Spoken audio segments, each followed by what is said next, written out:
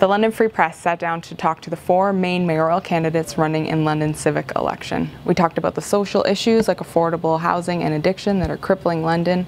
We quizzed all the candidates about their leadership skills, and we touched on the city's contentious $500 million bus rapid transit plan.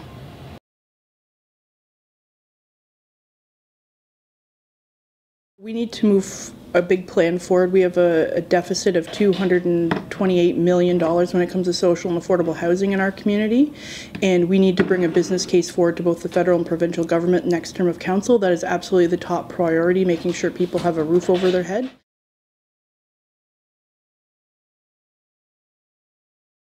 We have a lot to be proud of as a community, and I notice in London that sometimes we have a real tough time about getting out of our own way to prosperity, and I think it's a proud moment that we should stand up and say, you know what? Londoners have been hard at work over the last 8 years. We took a hit in our economy, but we figured out our own path to prosperity with investments in LEDC, so they're attracting the new businesses to London that are really going to drive our economy forward. And being smart enough to recognize where the economy is going with agri-food business, with tech, with healthcare, all these pieces that add to a vibrant and stable economy. London is well positioned with a diversity of different sectors. So if one happens to take a hit, we can all lean back on the other strong sectors that we have here. Healthcare is never going to be in decline. People are always going to need access to that. People are always going to need access to education and those hallmarks of our local economy here.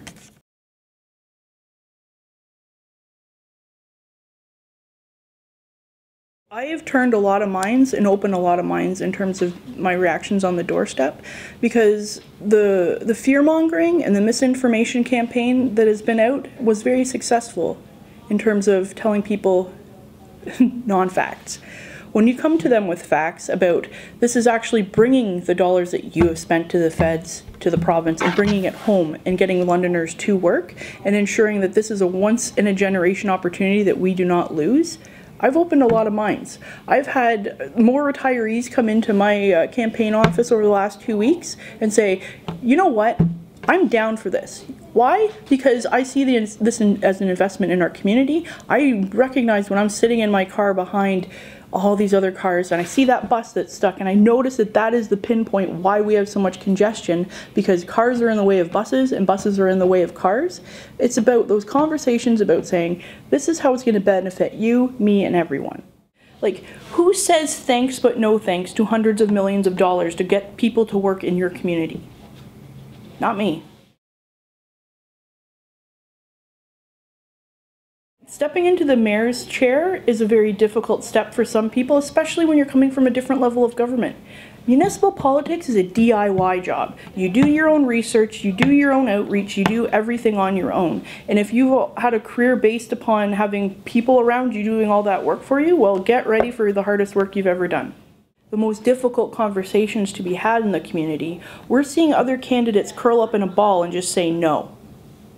Instead of saying, let's stand up, let's have conversations, and let's do the hard work to move this city forward. The city's not going to stop growing tomorrow. In fact, we should be planning for the next 30 years. The reason I'm running for the mayor's race is that I don't see a vision, I don't see intestinal fortitude from these other folks, and I certainly don't see a commitment to making London better.